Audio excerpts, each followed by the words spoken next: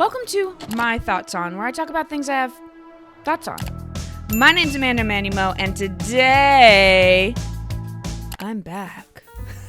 I feel like I might look the same this way, but I feel like I look very different this way. And that's because your girl just hit 9 months pregnant. Woo woo! Any day now, baby. Baby coming any day now. Is anything ready? No. Have I begun my bird nesting? No, but I am back. And for today, we will be talking about Ned Fulmer. Because Ned Fulmer came out with a new podcast at the worst possible time. Right now, when I'm back. So let's get started. Ned Fulmer is no longer working with the Try Guys. Are there any secrets that you're hiding from us? Don't think so. That's a lie. My name's Ned Fulmer, and I love two things: weddings and my wife. My wife. My wife. My wife. My wife. My wife. My wife. My wife. My wife. My wife. My wife. My wife. My wife. My wife. My wife. My wife. My wife. My wife. And I'm also uncomfortable telling the people that we employ that I want to sleep with them. Right. It's illegal. It's illegal. To Ned, because you have a hot wife. It's very shocking to us, and we just want you to know that we had no idea this was going on. Oh, really? Salad that like cheats on its wife, you know? It's just like in a lot of other businesses right now. Oh, sure. That's kind of nice. Miss Ned. Hello. Like, do you forgive Ned for what he did? And I mean, the answer is no, absolutely not. How can you forgive somebody for lying to you, for cheating on you? No, fuck no. I don't even.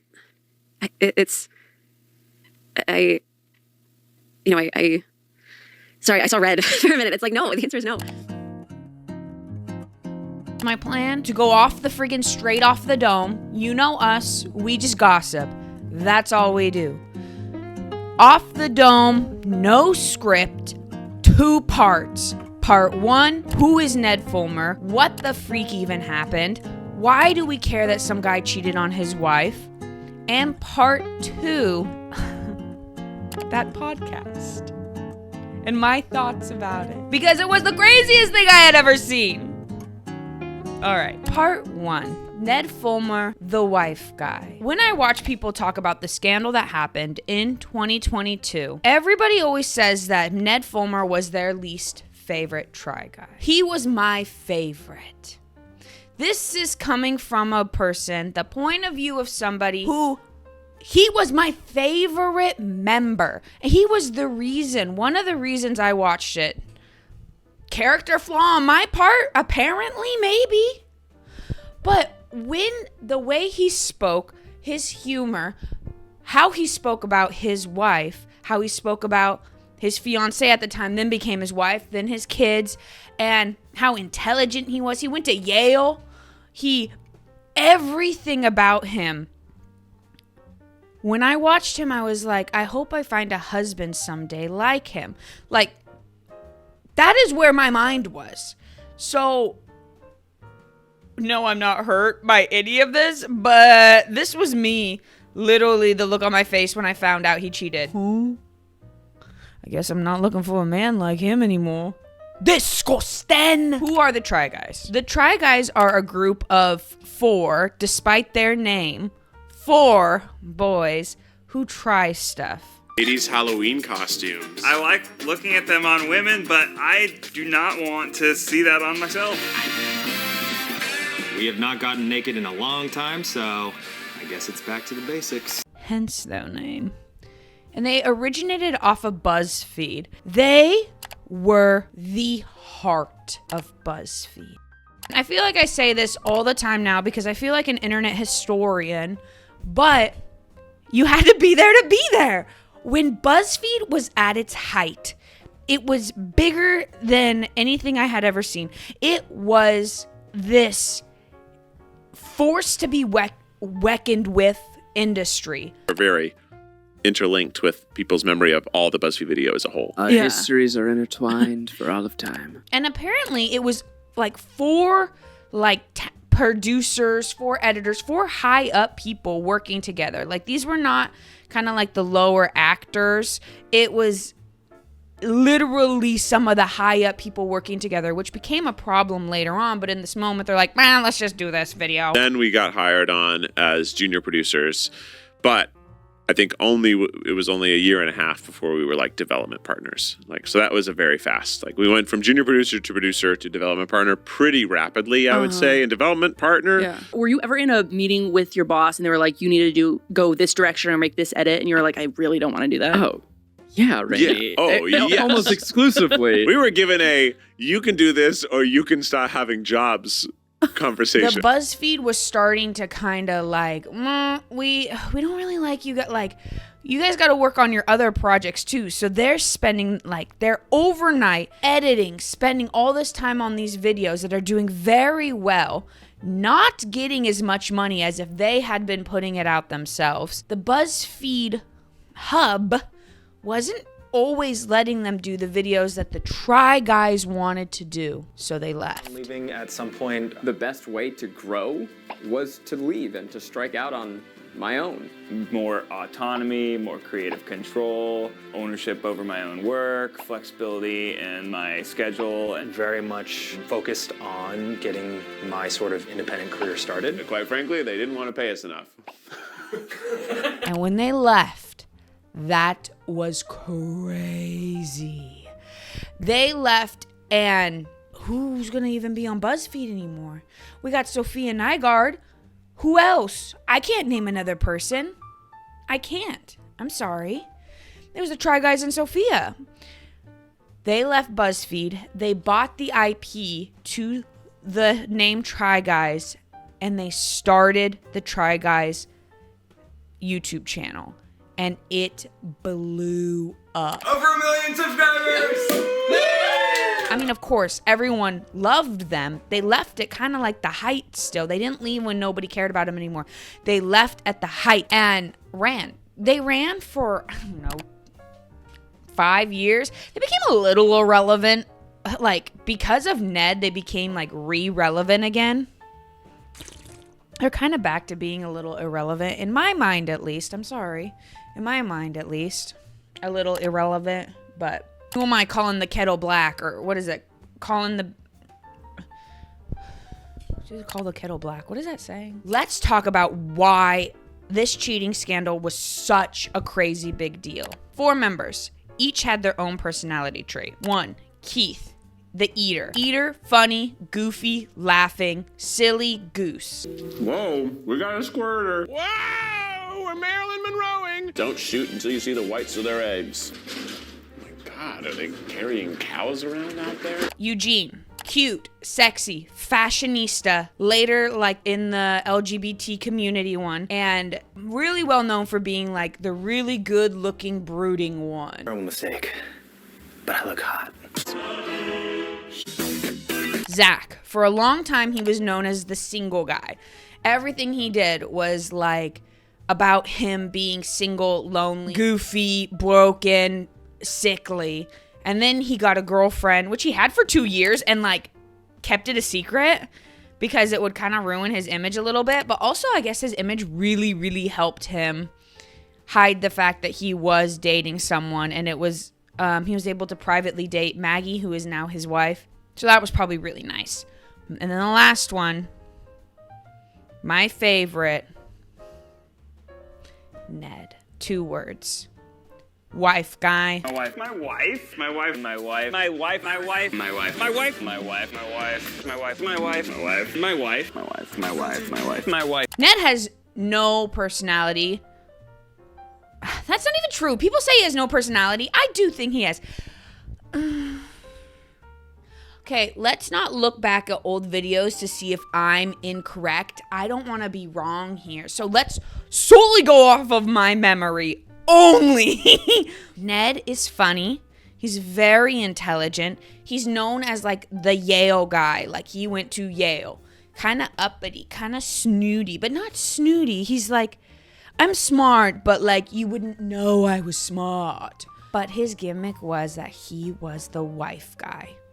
Insert the clips that we have all seen 100 times. My wife. My wife. My wife. My wife. My wife. My wife. My wife. My wife. My wife. My wife. My wife. My wife. My wife. My wife. My wife. Everything he did revolved around his family. His entire identity was about his family. When Keith was talking about food, he would talk about his cookbook he had with his wife. He would talk about when they would all go on a podcast, he'd bring up his podcast he has with his wife. He would talk about what it was like being a father for the first time. And he was put in a unique position where he was the trailblazer. I believe he was the first one to be married. He was the first one to start a family. So he kind of caught the attention of everyone who are family people. Like, that was his crowd. When the news comes out that he is cheating on his wife. My wife. My wife. My wife. My wife. My wife. My wife. My wife. My wife. My wife. My wife. I'm married to my wife. My wife. My wife. My wife. With the producer that we know on the show, the internet blew up. Let's talk about that. Ned cheated on his wife, Ariel, with Alex. She had her own segment of the show of food babies, but they weren't prominent enough where, like, I would list her off as like a try guy person. However, she was prominent enough that when the scandal came out and they were like with an employee, I was like, who? And then they were like, Alex. I was like, oh my God, I know who that is. Nice. Miss Ned. Hello. Hey guys. Planning on a third child, but want to have the option. We don't really have a crazy amount of details, which I thought we were going to get in this upcoming podcast that we're talking about. I thought, I'm going to hold it. I'm going to hold it because I'm very disappointed in that podcast. Okay. So the story goes, we find out about this because a Reddit post comes out. People, us, the moment, and you know what? Good on us. Good on us. The moment we saw the cheating, we said, that's not Ariel. Snap, send to Alex's fiance. Because she had a fiance of 10 years.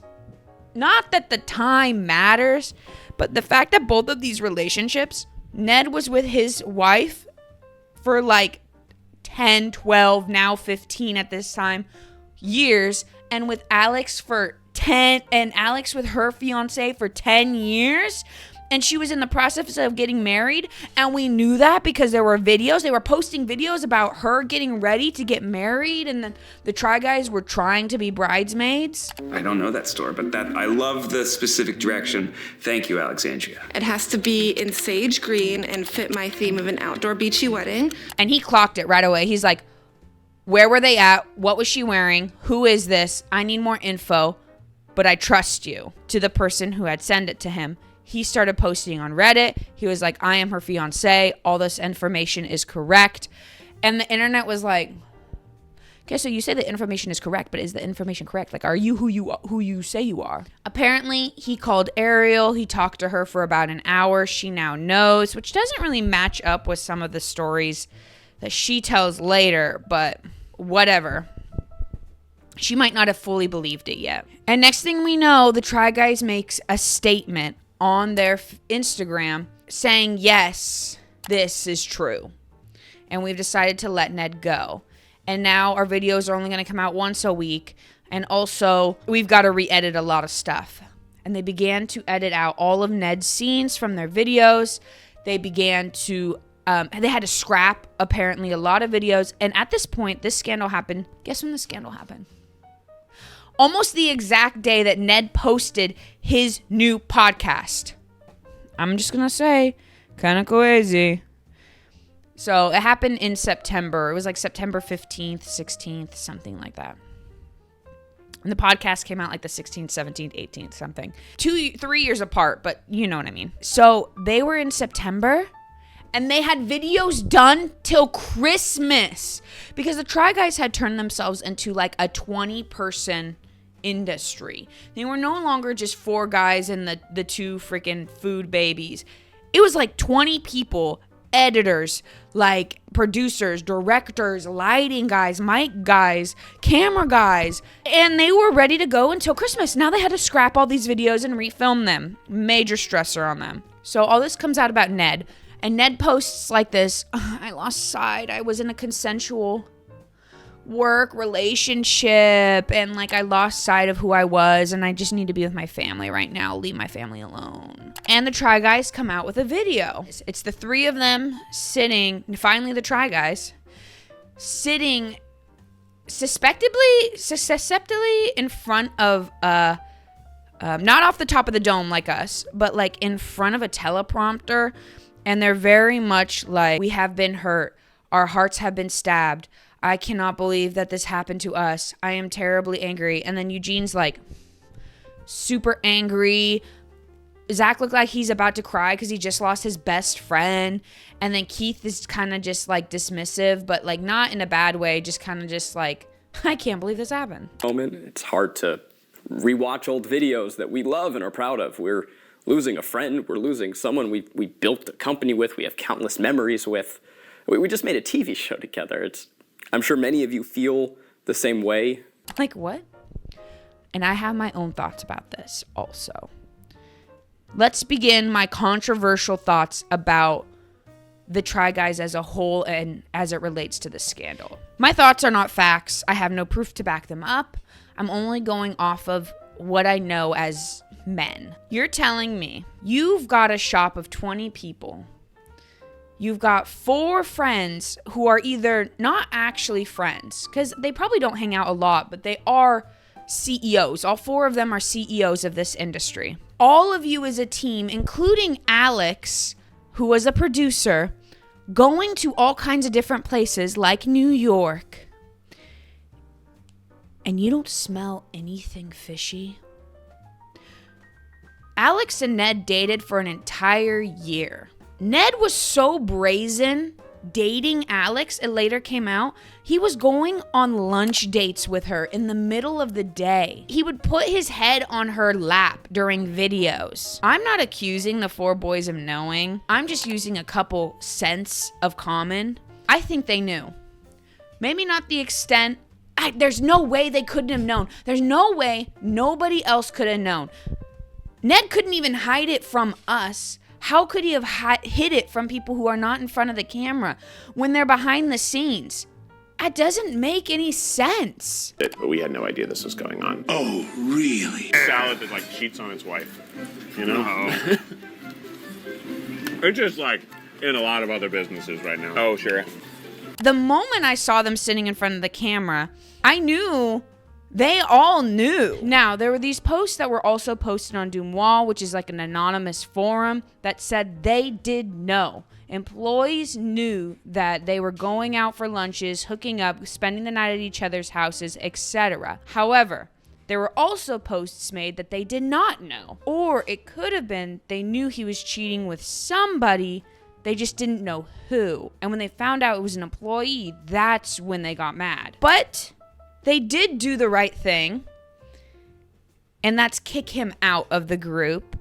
And they kicked him out because he did become a liability. He became a huge legal issue because he's not just some employee. He's not like the boom mic guy. If this was the boom mic guy and the producer, it'd be a little different legally. It'd be more like fraternization, more like, hey, it's against company policy. No, it's not even. Most company policies don't really have anything about dating equal layered people. It's up and down the chain. And Ned was at the top of the top of the top of the chain. And she was just an employee who had been a fan since the Try Guys started. There's videos of her saying that she was a fan and was nervous to even talk to them in their first video. So there's a huge power imbalance. That is a liability because she could sue. And because she could sue, they had to let him go. And I think the reason that those men were angry, the 3 of them, was for a handful of other reasons. Because now the projects they had been working on were at risk. And maybe throughout the year they had been like, dude, like stop. Like, this is not cool. This is not okay. But I really think, and people are going to disagree with me. I understand, and I'm not coming for them. And I hope the reason that they let Ned go was because of this, and they truly had no idea. But when you sit down and think about it, Ned couldn't go to a Harry Styles concert with some girl and mac all over her. Do you know how many people are at a Harry Styles concert? So you're telling me he was a little innocent angel with her in the office? That doesn't make any sense. Maybe not blatantly making out, but flirting, openly flirting, most likely. I'm just being honest. Okay, so I think they were mad because Eugene was trying to leave. Eugene was in the process of writing his own script for a movie and trying to get out. Eventually, he was a part of Neoma, which ended up getting like Oscar nominated and might have even won an Oscar. So he was starting to do his own thing. Zach was in the works of getting his own scripts also written, and Keith was in the, have I been calling him Keith? It's Keith with a K. Keith was in the works of his Loot Burger? What's that called when you say what's on the top of your head? Improv. With his own improv group going on tour, and he was in the works of getting that happening. And they had a Food Network show that was now getting released on Food Network at primetime television. I think that's why they were mad. And now all of them had to come together. They had to drop their 3 programs that they were working on, along with getting the Food Network show moved. Their time slot got moved from prime time to, I think it was like Fridays at like 10 a.m. Like, nobody's watching. Well, I would have. But nobody's watching at Friday at 10 a.m. who has a television. That's my controversial opinion. I just haven't heard 0 people talk about that fact. Because Zach talks about, he's like, I'm so sad. I just lost a friend. I was like, yeah, but then why in the next episode are you bashing your friend? They did immediately started editing him out. When the Reddit stuff was kind of coming out and when it was becoming a little bit more like talk, they started editing him out. And they did that before they said they were going to drop him. So good. They acted very quickly. So what came of this after was the 3 of them now had to save the Try Guys business, hence why they were angry. And they weren't able to do anything else, hence why they were angry. Eugene has now left, maybe still a CEO probably, still pitching in a couple, like a shareholder, but he's not really a part of it anymore. And it's kind of morphed into what I think is more like a BuzzFeed.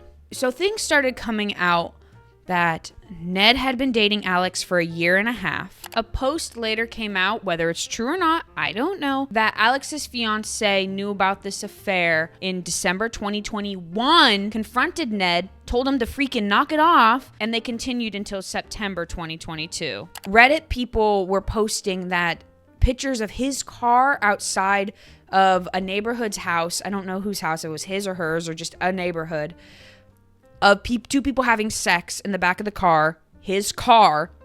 Probably not Ariel. They got a bed, so probably not. And pictures of them that they had gone out to lunch, that they had gone to the club, and they had done a Harry Styles concert. That's kind of all that we saw. So why did I think I was going to get some dirt on freaking this podcast? I truly thought, we're almost there. I'm almost there. Reel it back just a second. It's been 3 years. We have heard nothing. Like zip. Like nada. Not a peep. The only thing we saw was a little video 3 days after the incident of Ariel and Ned walking to marriage counseling, getting in a car, something. We've heard nothing. And that's why it was a huge deal when this came out. And that's the only reason he's going to get a lot of views, is because right now we care. Ned, no one's going to click on your podcast after this video. All right, let's talk about this podcast. And I hope I remember all the things I wanted to say when I was shushing them out of my mind. Part 2. This podcast is still your rock bottom. Woo! Not me not knowing what I was going to say. When you said you were going to come out with a podcast and it was coming out in 2 days, let me tell you what I thought this podcast was going to be about. It's called Rock Bottom, and you're going to have Ariel. Whose rock bottom did I think it was going to be? Not Ariel. Because why would it be Ariel? Ariel's the victim. Why would it not be the perpetrator? Why would it not be the cheater as their rock bottom? Have you not hit your rock bottom yet? I waited an hour in this video while I watched, and I waited, Ned, for you to apologize, for you to tell me why you did it, for you to tell me why you were in this mindset, and for you to tell me why you were at your rock bottom. Are you not the host of this show? Should the first episode not be about you and your rock bottom? Apparently not. Apparently, it's about Ariel and her rock bottom. And the way this was filmed is so, well, it ended up being in her favor, but insulting. Because he is filming this podcast, as if he is a third bystander, as if he is just a try guy trying to do a podcast. I try interviewing Ned Fulmer's ex-wife. That's what it was. Like, that's what it felt like. Like, that it wasn't his ex-wife. It was someone else's. And yes, I don't know if they have formally gotten a divorce, but Ned made it a point to ask, are we dating other people? Because he is in fact with somebody else. So keep this in mind when I talk about the vibes, when I talk about this podcast. He was caught with somebody else a couple days ago and posted on TMZ. He probably called it himself. But he's seeing somebody else, or at least flirting or rubbing up on somebody else. So keep that in mind. And it's 3 years later. Keep that in mind when I talk about his demeanor this entire film. It's not a film. It's not a documentary. This entire podcast. I guess I'll start from the beginning. In the very first scene, Ned is sitting down in a white kitchen. I didn't think anything of it the first time I saw it. I was like, oh, he must still be with Ariel because she's an interior designer. That house looks really nice. White, we all know, in apology video, you wear white because it makes you look pure. So it's white background, face brightly lit, same. And he's wearing white. Everything's white. He looks pure. But tell me why he's talking like this. He said, 3 years ago, I cheated on my wife. 3 years ago, I cheated on my wife with my producer. It became a massive public scandal that caused a lot of pain to a lot of people. Didn't say her name. And I betrayed all of you. Me? I'm not married to you. How did you betray me? He is speaking as if he did this yesterday. Homie, it's been 3 years and you can't speak straight about you cheating on someone for 1.5 years? That was like 4.5 years ago you started cheating on that girl. And you can't hold a solid conversation about it? I can't believe that happened. Like, oh my God. It came out of left field. It really did. You realize it was you, and nobody forced you to cheat on your family, right? Yeah, sorry, not your wife. Your family. Because when you have kids involved in cheating, you're not cheating on your wife. You're cheating also on your kids. You're not betraying just your wife. You are betraying your children's trust. Sorry if you didn't think about it like that, wife guy. The reason I'm thinking like this is because it comes off so ingenuine. It comes off as he's acting. It comes off as he doesn't care. And you know what? It's been 3 years, dude. Talk about it. You don't got some gumption in your vocals of like, yeah, I cheated and I can't believe I did it or something. But like to try and make it seem like you're about to start fake crying, give me a break. So that was just an intro. It was like a 3-minute, I can't believe this happened to me intro. Understandably, a messy and devastating situation for everyone involved. And I was the cause of it. I did that. And I can't change it. I can't change the past. I can own it and accept it and try to change how I show up differently in the future. So nice music into a podcast that clearly has a set, clearly is ready to go. He probably already has 2 or 3 podcasts already lined up. And if Alex isn't one of them, or the Try Guys hitting rock bottom, or Colleen Ballinger hitting rock, Shane Dawson, you got a lineup of people you can add that people will really, really watch. And then nobody's going to watch your content. But he said he wanted to do this video because he wanted to show people at their most vulnerable rock bottom and that they can get better and be an inspiration. He wants to be a host, yada, yada, yada. And as I said, so you're the content of your first video, right? Because you are the perpetrator. You should have been at your rock bottom. So tell me why, when you're interviewing Ariel, you're making her at her rock bottom. Where were you? Were you at your top? He was freaking at he wasn't at his rock bottom. He was like, I was up here. He's like, that freaking rocked, dude. I was my rock top. But the interview starts. Ariel has the air at this moment of what I would expect how this interview would have gone. Light, nervous. She does say she is skeptical about even being there. She kind of wants to leave, but she's here. She's ready to be a part of this podcast. And I know a lot of people they're like, why is she even a part of this? Like, Ariel, dump your man and leave. Well, they're not together. But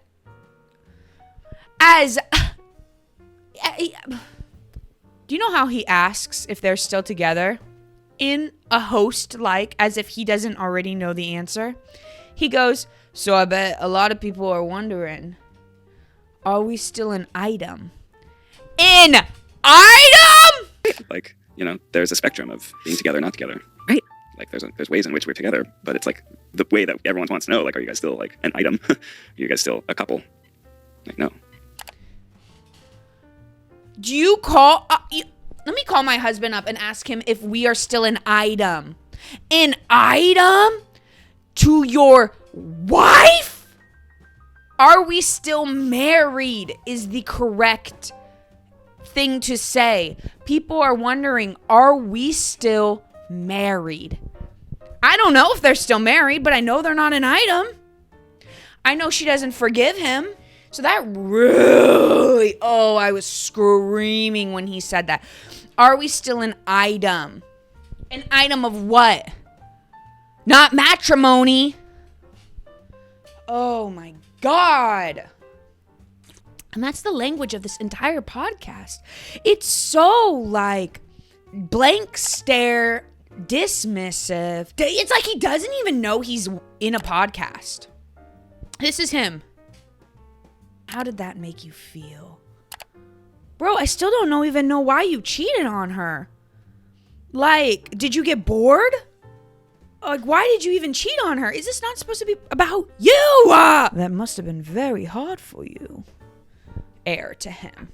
I think I'm just going to sum up the whole podcast. Like, the things that you need to know that were absolutely insane. She starts getting into the nitty gritty. She's like, when I found out, when someone sent me a photo of you with this other woman at a concert in New York where I knew you were at, I texted you the photo and I was like, why is your sister there? And Ariel is like, now looking back, I'm so dumb. I should have known that you were cheating on me. And like, that's how far removed I was. And I kind of feel like, not bad for her, but I'm like, Ariel, you had so much trust in this man. Like, maybe a little bit you're right, but like, no. Like, if your husband, who you've been with for over 10 years, who always tells you how much he loves you, and you're taking his word at value, and he treats you lovingly at home, and there's no issues at home, and then you see him with some other, standing next to another girl, what are you gonna think? You're gonna be like, So, Ariel, you do not need that guilt at all. This man's crazy. And then Ariel talks about, she said she went to New York.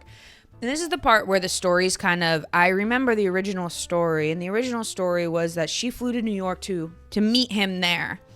And that's when she found out. I guess it is kind of the same, but that's what she's saying. But the fiance of Alex said that he had an hour-long conversation with her. So that could have prompted like and then she probably left. Okay, I bet that's what happened. So she knew. She just didn't want to believe at the time that he was correct. She goes to New York. Ned picks her up. They're driving away. And they're, driving. And she brings it up again. She goes, so what was your sister? I think her name's Grace. What was Grace doing here? In New York. And she said that Ned's like.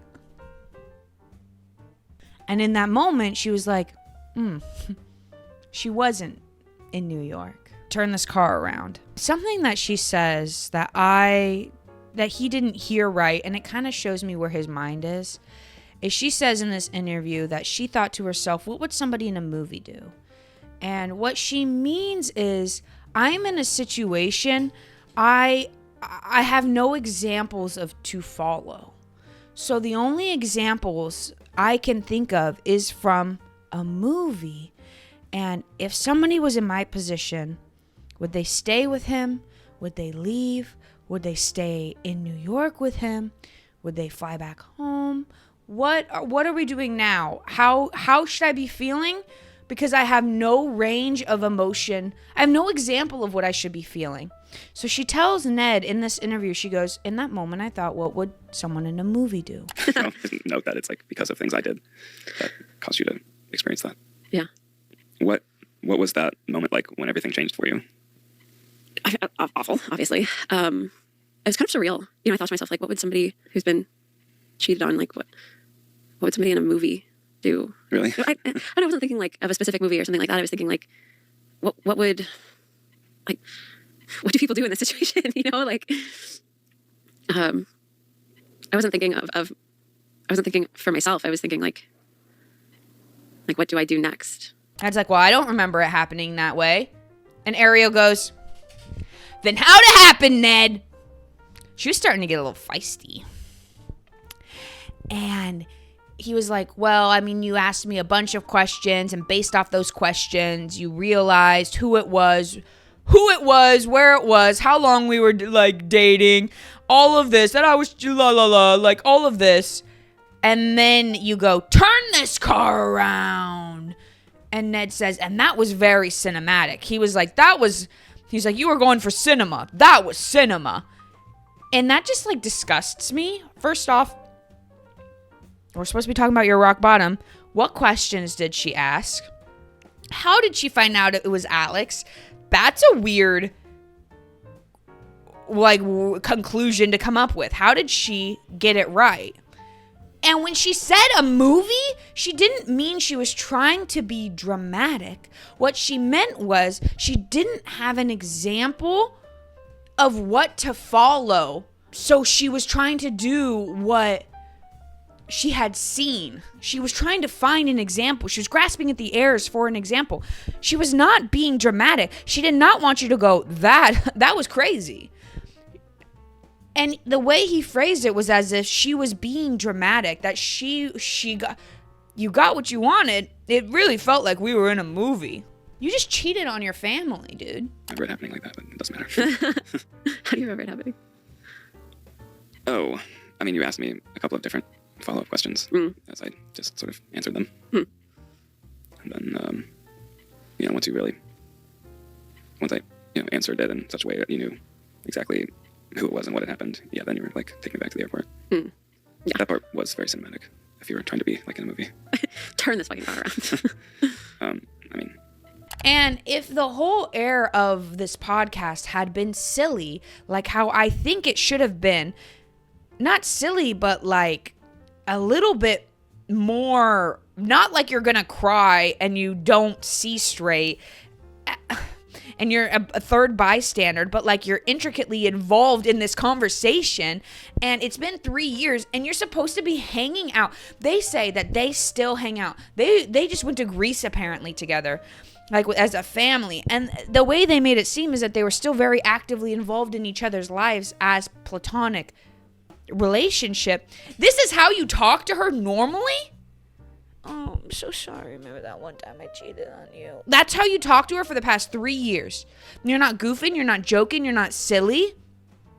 I understand this isn't like the platform to be silly, but the way I'm seeing is you didn't just cheat yesterday, dude. It's been 3 years. Why do you look like you're still struggling with this? And I know you don't really care because you're already dating someone else. Act like it. And I know this is such a controversial opinion, probably, but it was so ingenuine and so frustrating and so insulting to watch him act like he's gonna cry and that he was so sorry, but he's not throwing up any facts. You got 2 ways to play this. I'm sad, and I'm gonna tell you every rock bottom part and why I got there, how I got there, so that other people don't make that same mistakes. And as a man, you stand on business and you say, you know what? I messed up. I sought love, or I sought lust somewhere that was outside of this household, and I will forever pay that. And I will forever have to live with the fact I tore my family apart. Instead, like be a man. And instead, he's just like, it must have been really hard when society turned on you and like started posting and putting your face all over the news for this incident that just happened out of nowhere. All of that guilt and shame, you like hoisted that on me. Like you gave that to me. And now I have to carry that around for the rest of my life. I don't think it's fair that as a society you're put in that position. It's certainly not true. And no, it's not something that I imagined as I was doing that. I think none of it was. If you really like let it sink in just how much you're hurting your partner and how devastating it is, like, how could you do that? Stand on business. You're the reason. Like, I don't get it. He doesn't, it's like not clocking. Either be sad and stand on business, or talk as if as you guys have probably been talking for the past 3 years. You haven't probably cried every time you're talking to her. In fact, you probably don't even act like it happened.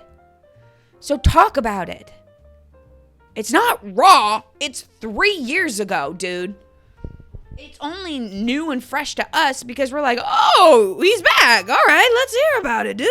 So, it was just so frustrating. And I know it's going to be like a controversial opinion, but she deserves better. She's ripping her heart open and talking about this on your podcast, like, and she's making him look so bad. Like, I've been hurting this person that I love this whole time. You didn't realize until then? Well, you know, but then there's other things you tell yourself. Good for her, because every time she talks about the kids, she says my kids. She doesn't say our kids. There is a distinction between the two of them. She says that she trusted him so much and that she didn't even think he would even cheat on her. She thought it was his sister. She talks about how hard it is that when she's meeting new people, that she feels like she has to tell them this whole entire story because they have a name and people recognize her and people are interested. And she's like, I feel like I have to give my whole background because of what you did to me. And he's like, that's crazy. Like, yeah, like I tell people when I give them my Instagram, you know, there's a lot of followers. Don't look me up online.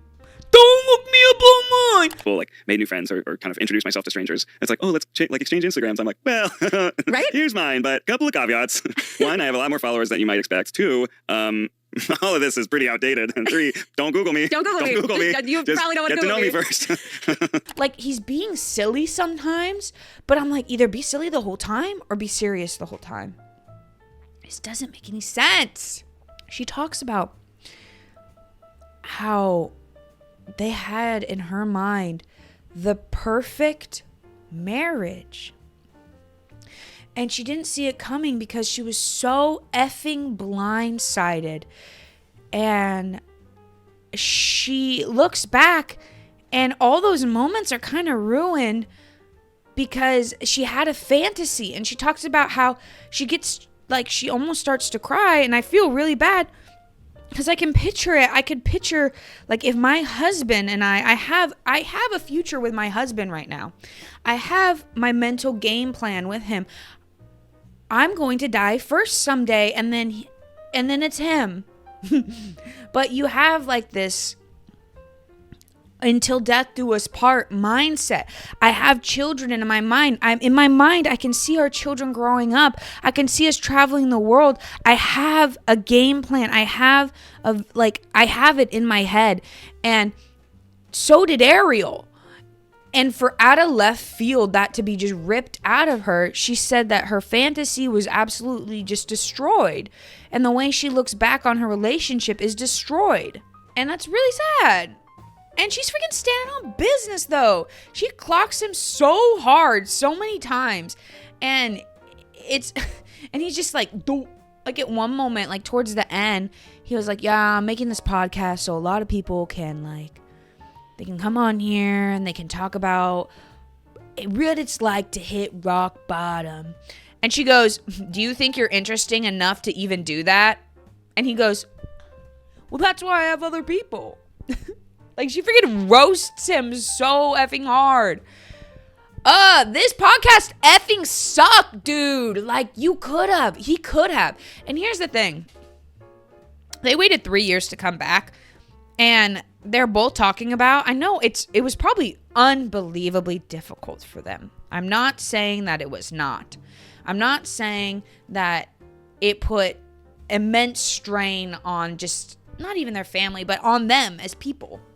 You had 3 years to kind of, Ariel didn't have to hide. Like, she could have been posting on Instagram this whole time. She could have been out and about. She could have been openly dating. I mean, she probably wasn't ready to openly date because there's kind of an air of, like, she hates him or she doesn't forgive him and she would never be back together with him, but she is mourning the loss of that relationship. And yeah, that makes sense. He just seems like he doesn't even know that he's filming a podcast or that he's even involved in this podcast. It feels like he's reading off a script. How did that make you feel, woman I just met today? So I understand, but, like, Ariel could have just been doing her real life. And sure, people would have taken pictures if she was dating someone else, but they could have came out and said, yep, we separated. And then guess what? Never would have had made this video. They kept it a secret from us for their own mental sanity, which is fine. But now they're ready to come out and then be like, we're not together, maybe.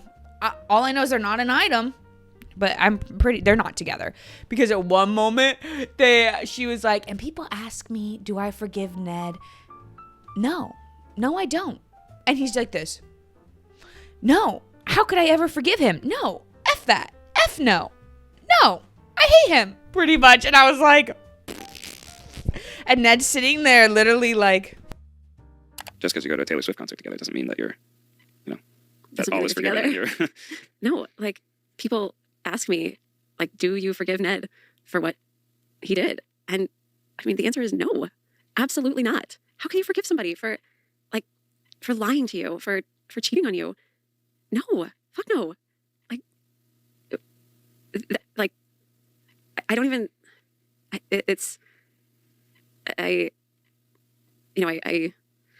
sorry, I saw red for a minute. It's like, no, the answer is no.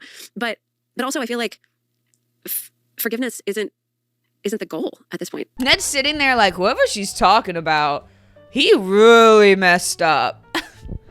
It was such an odd podcast. And he even tries to giggle a couple times when she's like, you know, when I talk to people at West's, that's one of their children's name, preschool, and the parents, they do not care that I was cheated on. They just want to get to know me, whatever. And she's like, and that's when I got the strength and I realized it's going to be okay because this does not define me. And it was a very powerful moment. And Ned's like, yeah, when I talk to people at the preschool, there's all kinds of different families there. There's people who are married, people who are separated, people who cheated. Nobody cares if you cheat. Nobody cares if you cheat. It's only people on the internet who care that you cheat. And I'm like, dude, you're the problem. Don't act like it's all fun and games. You could have said that if that was your energy for the past hour. But your energy was, who's this Ned guy again? That must have been hard on you. And then you're coking and joking that everybody cheats? No. So I'm severely disappointed in this podcast. I really am, because he could have done something. He really could have redeemed himself. Okay. Sometimes I just start down the drama train, like mentally I'm drama. He could not have redeemed himself. But he could have been like, he could have been so exposed with how rock bottom he was that it made us be like, you know what? Good on you for saying that. Should you have cheated? No, but at least you've done some self-growth. Ned seems like he's still trying to figure out what the hell just happened. So that's my thoughts on the podcast. It was really weird, and I'm telling you, if Alex and Colleen Ballinger and, well, who else did I say? Shane Dawson are not like the next few on his podcast, nobody's going to watch. Honestly, you should include them. You're welcome, Ned, because that is kind of crazy. They do it. They would do it. Who else? You want Onision on there? You want Onision? Oh, my God. Who else? You want Diddy? Diddy talking about hitting his rock bottom? So, that's it. Thank you for watching this video. I'm back. If you have any ideas of what I should be doing next, please let me know. I have some kind of formulating in here. I still have a couple vlogs I need to kind of throw out. Also, and I don't know what's going to happen when baby girl is born. I do not know. I would like to still be making videos. I might just bring her up every once in a while like this. Like, I made this. This is mine. Or something, and have her in a bassinet. Maybe I'm talking. I don't know what mental state I'll be in after I give birth. So, catch my next drama video in the birthing, like, out like this. Like, and then I couldn't believe he did that. I hope you enjoyed it. Please go check out my other videos. I know I was posting a lot of like throwback videos. Also, to everyone who commented on all my posts, I saw them and I read them, even if I didn't comment back.